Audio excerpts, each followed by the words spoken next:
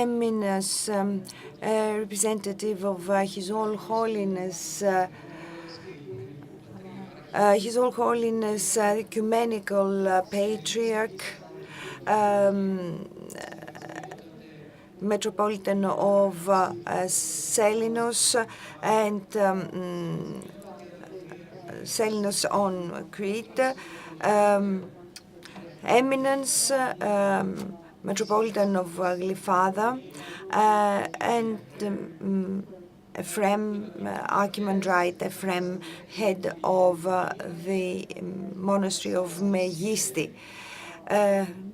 Dear participants, let me first of all thank the organizers of this conference, which brought gathered here fantastic interlocutors. I feel honored by His Eminence Metropolitan of Glyfada, Paul, and by the head of the Vadopedi Monastery, Archimandrite Ephraim. In our times, the Church is faced with a huge challenge as it is confronted with huge technological and cultural evolution like never before in the history of humanity. Technology is developing so fast that it is practically impossible to keep up with all technological inventions. Without any doubt, such development, such rapid development owes a lot to the discovery of digital writing. But it is not something new. Digital writing it has been known for thousands of years. What is new is the conveyance of information through or thanks to the combinations of 0 and 1, the binary system, in other words. And this is an invention of our era. But here we see certain questions arising linked directly with the subject of this conference.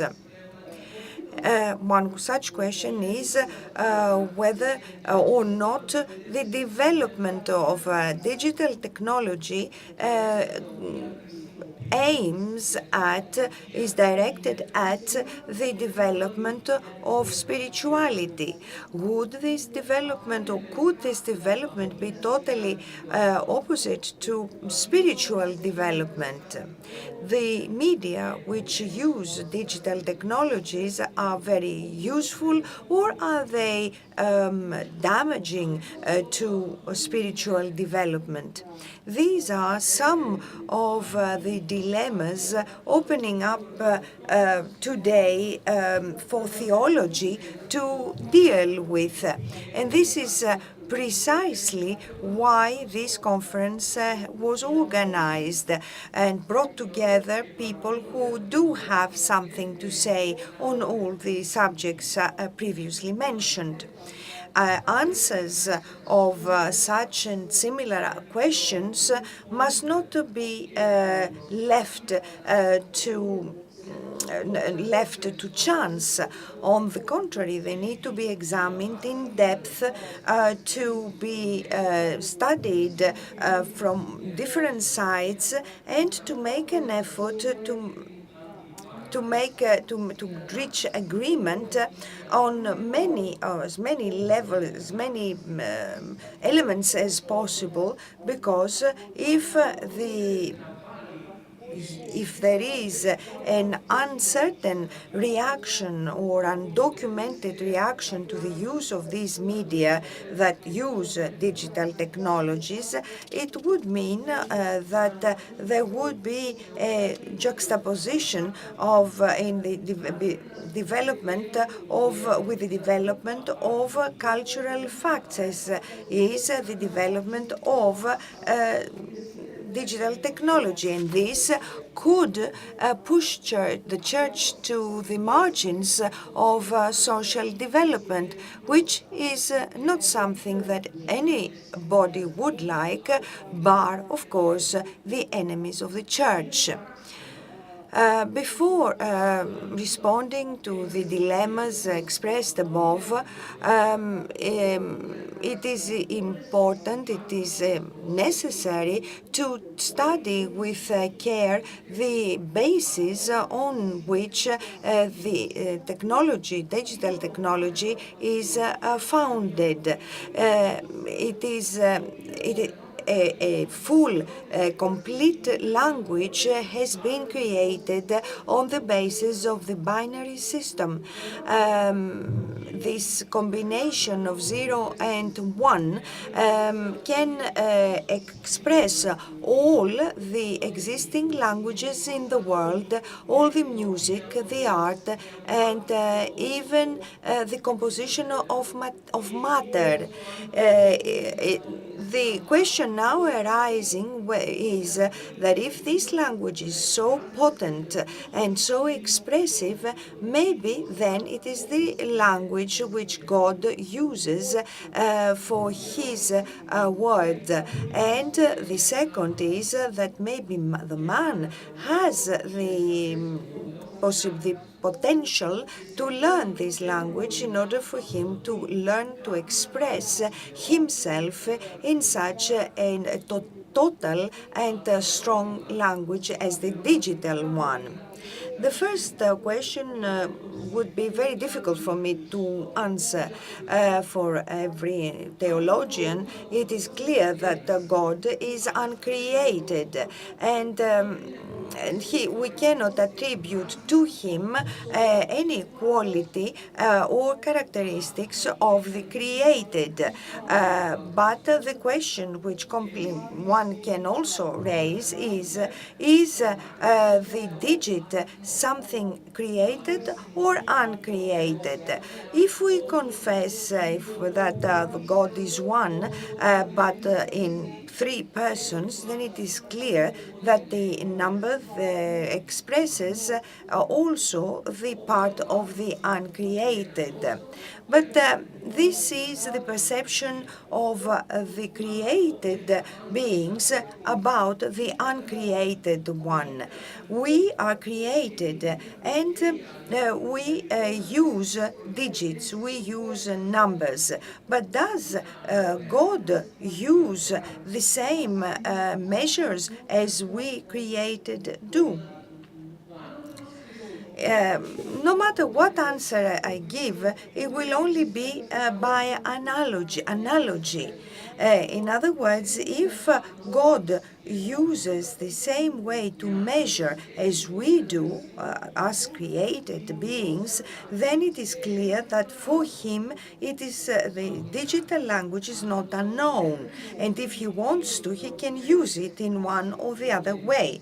On the other hand, if God does not use the same measurements as we do, then the answer can only be one. That is, God has another language, and even for expression, an even more potent language than the digital language.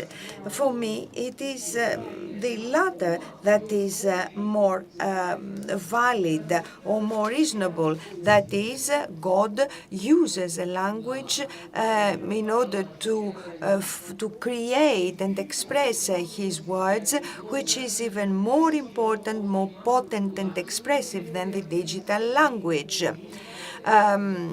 But of course, for the created beings, the digital language is the most potent vehicle for them to express themselves, at least until now. What we have said so far was necessary in order to provide a well-documented answer to the questions raised above. In our opinion, the development of the digital technology leads to the development of spirituality, but not necessarily. This means that it can lead, but not necessarily. It's exactly the same with other media used by man, books, images, music. They can be very useful for the development of spirituality of man, but not necessarily. We all use PCs, and in them we can store not one or two books, but many libraries full of books, and always available for all those who have access to the computers, and of course by means of the digital language used by the computer. A computer which can store images, photos or musical works, and even more with a PC which is on the internet, we have access at every given moment in time to everything that has been written, painted or created as music until our days. It is sure that we have access to different data, but this does not make us more intelligent, wiser, or more spiritual. For spirituality, what is required is purification, which cannot be achieved by means of a computer or with the help of digital technology. If somebody wants to be provocative and claim that maybe humanity at some point in the future can reach that point through digital technology, that is man be purified on the spiritual level, myself, if this is claimed, I will oppose this in a very conservative way, not because I don't believe that digital technology will really evolve a lot in the future, but because simply I do not believe that it is possible that man will lose the greatest gift received by God, that is freedom. Faith and spiritual purification are the gifts of freedom that man received as the most valuable gift from God. Digital technology may enhance faith or spiritual purification, but it can in no case make us faithful or atheistic. We cannot purify us spiritually or contaminate us spiritually without our consent. Digital technology is merely a tool, and if we accept it as such, then we shall be able to use it appropriately. The tool is not the end in itself, it is the means which can help us achieve an objective, and this can be wonderful and spiritual, but also destructive. To the second dilemma that we raised above, we shall answer in a similar way. If we do not accept that the development of digital technology necessarily makes people more spiritual, then the opposite is also unacceptable. That is, that the development of digital technology necessarily is opposite to the spiritual development. As every means, every media can be used by man for an evil or a good purpose, the same exactly happens with the media that use digital technology, and they can be used for either a good or an evil purpose. This brings me to the third dilemma which I raised in the beginning. If the media that use digital technology are beneficial or damaging to spiritual development. We could give this answer only.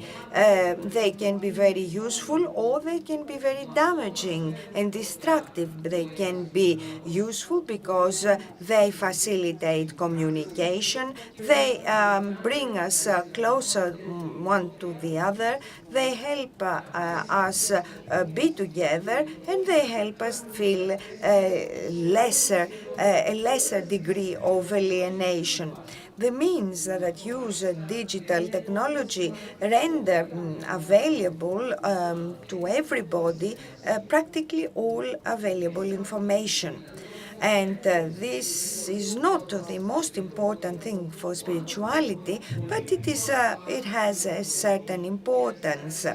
Thanks to the possibility of easy and fast access to information, man can be informed simply about the principles of faith, which certainly assists and helps, enhances his spiritual development.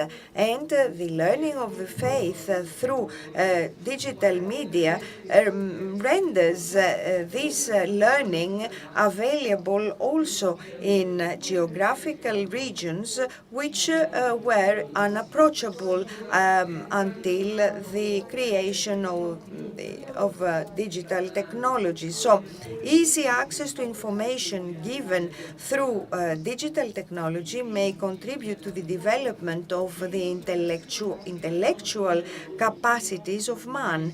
Intellectual knowledge doesn't make man more spiritual necessarily, but it can be a very useful basis for spirituality. The improper use of digital technology can be very damaging, and very much so. Digital technology has made many men dependent on it. That is, man is somehow enslaved by digital technology. If man becomes a slave when he is coerced to do that, or when he doesn't give his consent, then of course he's not guilty. If, however, he does so by choice and then he becomes addicted, then of course he is guilty of this. Digital technology has a great potential and has the power to impose itself. If man does not create a defense mechanism in order to protect himself against the imposition of digital technology, then of course he will not be able to resist. And the consequences of this slavery are huge, not only for man's spiritual health, but also for his physical bodily health.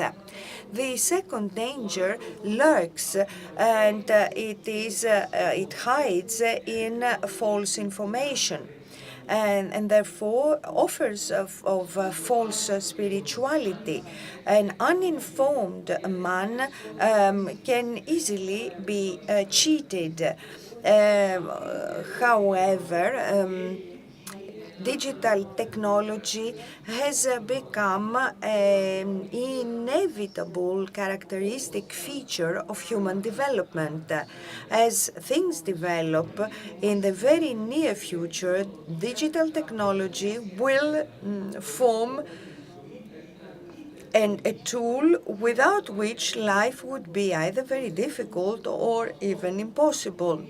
Therefore, what I think is that is important for modern contemporary theology and therefore for spirituality is to reveal the useful qualities of digital technology, to propose them, to see them, and to build them up.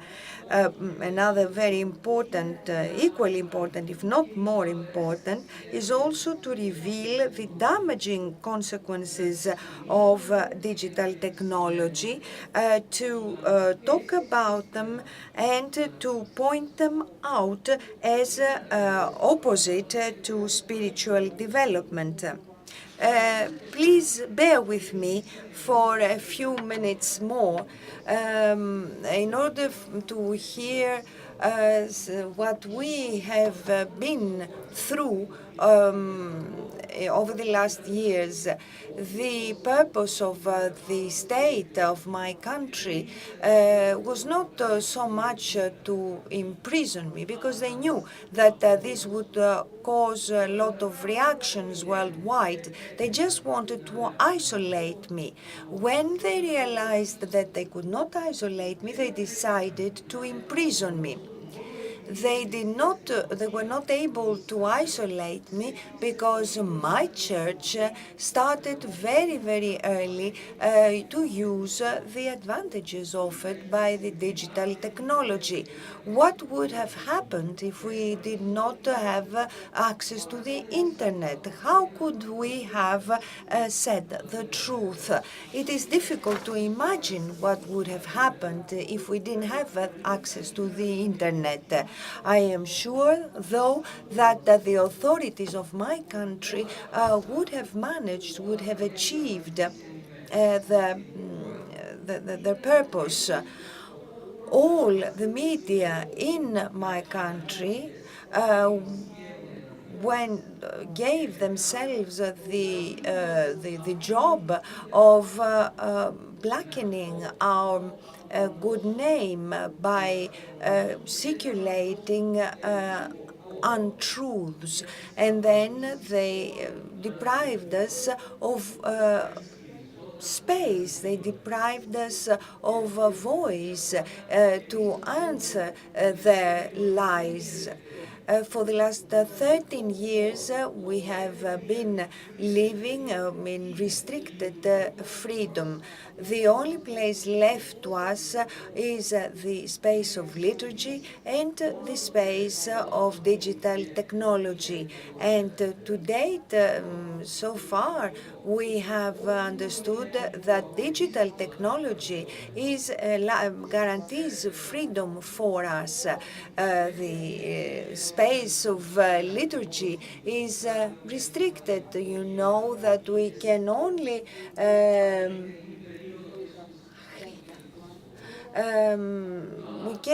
use private apartments,